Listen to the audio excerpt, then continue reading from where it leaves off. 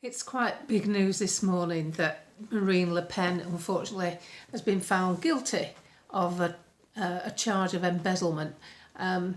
To make it less derogatory, what's happened is, as an MEP, they're given funding to spend within the European Union, and it appears that Marine Le Pen and her party have spent the money on their own party. So that all depends on your viewpoint, because they were elected by their constituents, and presumably their constituents wouldn't mind them using the money to grow their footprint. Who knows? But anyway, it looks like she's been found guilty, which could affect her chances of running in the next election in 2027, which she was tipped to win. So there's a lot of long and sad faces. But as we all know, Marine Le Pen is a fighter, if nothing else, and she's always got a backdoor plan. She's a very savvy politician, and she's had a protégé in her wings, a 29-year-old, bright as a button, Jordan Bardella. He's like her, but in a suit.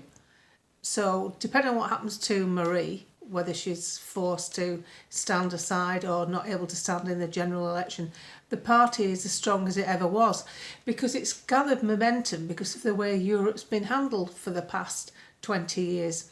Obviously, Marine Le Pen was in the same party as her father, who was extremely right-wing, and that kind of ethos wasn't really popular enough to win enough votes to come to the forefront. So she kind of created her own form of populism and gathered momentum ever since. She's a fighter, she's a warrior, isn't she? She's a warrior queen. I mean, she should have been a Viking, really, shouldn't she? She's that good. And then you've got that other blonde bombshell in Germany, Alice Wilder, for the Alternative for Deutschland party. They're doing very well, and they've risen very fast in this last few years. A lot of that has been to do with the way European farming has been treated, and the fight back continues in Europe, which I'm pleased to see.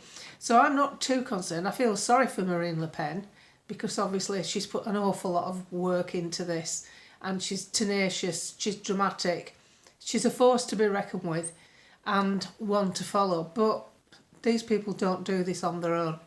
She has got this protégé who's been around a long time, who's been one of the leaders of their party since 2022. As I normally do, I tend to focus on UK politics and what's going on here. I've been reading a blog from Matt Goodwin. He's a fantastic spokesperson for the kind of things we believe in, and he's now got a regular slot on GB News. Disappointingly, when I do one of my supermarket surveys, he's one of the names that people don't know. They've never heard of Matt Goodwin. They've never heard of Ben Habib. They've never heard of Rupert Law, because the wider public aren't following politics on social media. And believe it or not, only 3 out of 39 people I'd actually heard of GB News, which I find incredible because I've never had anything else on since it started. I refuse to watch Sky and the BBC. Well, that's just propaganda. So I'm reading his post this morning, quite lengthy. I'll read the personal bit of it first from Matt Goodwin. I am a 43-year-old. I cannot recall a time in my life when I have been as depressed about the state of Britain and England, a country I love, as I am today. Here are 5 things that happened in this last week alone that point to a terrible future that awaits our once great country, unless we urgently and radically change it. And he's absolutely right. But the first thing he mentions, you've probably heard of it. A group of MPs, I'll read you his bit. In the political system, a group of MPs, many of whom preside over disadvantaged neighbourhoods here in Britain, decided to lobby instead for an airport in Pakistan to please their Muslim constituents, thereby continuing to usher in a dark and dangerous sectarianism into our politics. That was further reflected this week in the election of independent local candidates campaigning not on issues central to Britain but Palestine. We're heading slowly but surely towards a model of sectarian politics that looks more like Lebanon than Britain. I have to agree with him there. And the thing that most people find astounding is that the population here in question is only about 6% of the nation, and yet they get so much publicity. Today the BBC aired the first celebration of Eid, and yet have not mentioned Easter yet. We're in the middle of Lent, a Christian festival. We've just had Mother's Day. Not a whisper from the mainstream media about Mother's Day, or at it's a bit of a commercial venture for the florist and the greetings card industry. A friend of mine who was in that industry told me that. He said, well, the trouble is there's a bit of a lull between Christmas and Easter, so we needed something to pep up March and February. So we have Valentine's Day and Mother's Day. It's just a bit of a retail hype, that, but nevertheless, these are days and festivals that we celebrate, whether you're a Christian or not. And yet all our values seem to be being swept aside for anybody else who comes here, which is what worries people. And then you have to see the accommodation that's gifted to people coming across the channel. The worry is that there's a lot of focus on the boats. We all know about the little boats. 157,000 people have come here since 2018 via a little boat. That's not very good. And most of them, as you know and I know, are fake asylum seekers. They're not genuine. And the thing that strikes me as painfully obvious, if they're not genuine, they're actually taking up the facilities that's designed for the people who do need them. Now, a little known factor is the abuse of the visa system. That's even more scary, really. Whilst the numbers are less, this is a legitimate loophole. We know the ones coming across the channel are completely illegal, and if a different party was in office, then that very fact, arriving illegally, would stop them claiming asylum. They could even be processed offshore on a vessel or in another home territory. So we've got legislation in place for this that's just not getting used by the parties that we've had, the uni party known as the Tories and Labour. But there's 10,000 people settled here on asylum claims who originally came over on work or student visas. 10,000 that are lingering about who came in a different way. So add all that in the mix. So immigration is our number one problem that then affects, like a domino effect, everything else. NHS waiting times, GP surgeries, transport links, accommodation. It snowballs into everything else that we do. But we also have to remember that it depletes the economy, because these people aren't working. They're taking from the economy. They're taking from everything that we've built up. So these bright spark politicians who have little or no imagination and couldn't run a business, you wouldn't employ them. Believe me, if you sat down and interviewed some of them, they wouldn't get past the first round, because not only do they not read documents, and they don't read documents, I've proved it, they're clueless in how to run a balance sheet. They can't do it. They just can't do it. They've gone from institution to institution. They've gone from school to university, studying politics, and from university they go on to work as government aides in Parliament, and then hopefully to become an MP. So they've only got institutionalised thinking. They've never been outside the box. They've never run a business. They've never employed people. They've never been in middle management. They're just professional politicians, the worst sort you can get. I'll give you a shining example, Matt Hancock. The sort of boy that would have been at school in his short pants a little bit too long to me. He strikes me as that sort of a lad. And anybody who goes into politics and then subsequently goes on game shows and TV as minor celebrities, bit of a turn off for me, except for one exception, Anne Widdecombe. I'm afraid I have a bit of a soft spot for Anne because I get on all right with her. We've done a couple of shows together online, and she's my kind of politics, and she's very well versed in how Parliament runs. But when you get these career politicians and then add into the mix that they're basically cultural Marxists as well, I'm not saying Hancock is, I'm saying there are others who are cultural Marxists, that's a really bad mix, because not only are they institutionalised thinkers, they're usually of a generation that's got absolutely no idea what it's like to live under cultural Marxism, because everywhere else has rejected it. I mean, I personally see Marx as a batshit crazy sponging lunatic, but that's only my personal opinion. He seemed to sponge off his posh friends whilst preaching everyone should be equal. bit deranged for me. It's not my kind of politics. But unfortunately, a lot of people who are in politics seem to think he had some good ideas. No, I think he needed to seek help. Anyway, the thing is, we're faced with it now. It's slowly dripping into us. That's what cultural Marxism is. Focus on the minority, support them, pretend to be alongside them, jockeying their needs and causes along, when really all you're really doing is dividing society up, rather than society working as a collective against the people that do actually control everything. And that's what we've got to remember in this fight. We are the collective. Doesn't matter what your politics are, doesn't matter which politicians you like or which party you like. We the people, are the collective. And the strongest thing to notice right now, no matter what's going on, is that the very people who are responsible for thrusting into power the complete wet wipe known as Keir Starmer are the very people that are now more angry and more upset than we are. We knew he would have been a letdown. That's why we didn't vote for him. And obviously the people that want desperate for change voted for reform. The other people, the apathetic middle ground, that's where all the voters are, unfortunately. They just couldn't be bothered with anybody anymore. They'd had enough. Their own party had let them down, the Tories, because they weren't conservative enough. And now these people that voted for Labour are just as fed up as we are, because Labour has even slapped them back down. A Labour Party attacking pensioners and attacking the disabled, depleting staff in the NHS. Have you heard of anything like that?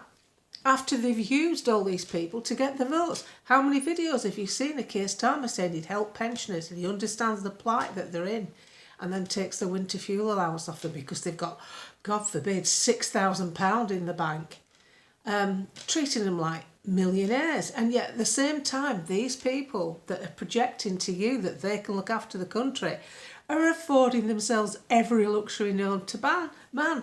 Designer makeovers for Keir, £1,000 on his glasses. You've got a man who's been living in a multi-millionaire's apartment. You've got David Lammy spending £7,000 on tea and biscuits for one important visitor. I mean, how many biscuits can any one individual eat? I imagine Lammy will get more than a fair share down his neck. But you know what I'm trying to say here? And, you know, private flights in fancy jets, first-class travel. These socialists never live a lesser life than a conservative. Have you noticed that? I've never looked round in politics and said, guess what, Dave? The Labour Party are only going to take £70,000 as a wage, not 95, and they're going to put the other 25 back in the community. Rupert Lowe's already shown us that you don't need your wage if you're well off, and most of these politicians are quite well off. So what you've got to look at, whilst all this is rumbling along, it's all churning up all over the place, it isn't always bad news. I see the point what Matt Goodwin says, and it's probably a bit worse for someone of his age, 45. I'm 67, so sadly I'm sure some of you have done it. When you're looking at how things are speeding towards the abyss, you tend to start thinking, oh well, at least I haven't got that long to go. It's no way to really live your life, is it? But we have to balance this out with what we get from our lives day to day. And this is the most important thing, because no matter who they are or what they're talking about, the most important asset we've all got is the time we have left on the planet. And when you break it down, you need some time for sleeping, you need some time for working and doing your chores and shopping and mundane things. And then there's that gap in the day, you've 24 hours to get that in, and then you've probably got a, 5-hour window in a day where you can have it for yourself. And that might be spent online looking for news. But what you've got to do is, when you've found the news and you realise that the wheels are falling off the wagon, that there is a puncture outfit and there is a garage you can call at, there are measures you can take, and one of the best things you can do for yourself is remember to get the best out of every single day. I don't come off doing these little podcasts miserable and upset. I read stuff and I think, oh my God, oh no, you're joking, and I go down as I'm reading it. And then little things happen which made me pleased that I decided to stick it out and stay in my own country, because I could have gone to Austria. I've told you that in the past. But little things just warm the cockles of my heart, because I look on the thread sometimes with you guys and I'll read down what's going on. I'm reading what's going on in your life. And then someone will say something that's just a bit humorous. And I just see that British sense of humour. Dave just gone to the door about half an hour ago to get a parcel from Amazon. A middle-aged white bloke with grey hair. And he's signing for a load of wine we just had delivered. And Dave had to give his age, which is 67. And the guy said, "Why, I don't know what you're doing, but you're looking good for 67. So I popped up and said, "Hey, don't encourage him. He'll have me on a bloody diet, trying to keep up with him." And he said, "Oh, hello, love. Who's that? Your dad?" Just that little spark of British humour. It just picks you up. And you won't get that when you go and ensconce yourself in some of these other countries. They're not like us. They're pretty serious, some of them. And that's what I could never really let go of. You know, when I was in Austria and we go skiing, brilliant. The scenery, fantastic. The food, first class. Locally sourced meats, fantastic quality dairy, fruit and veg from Italy, not Spain. It tasted of something. Great climate, beautiful. But when I used to go out in a group of people, and I speak a bit of German, but not enough to be fluent, and they'd start talking fast amongst themselves, me and David sit there and we go a bit quiet, because they'd be talking about something local, something that went on in the area, something from the heritage that they understood. And I'd feel out of it.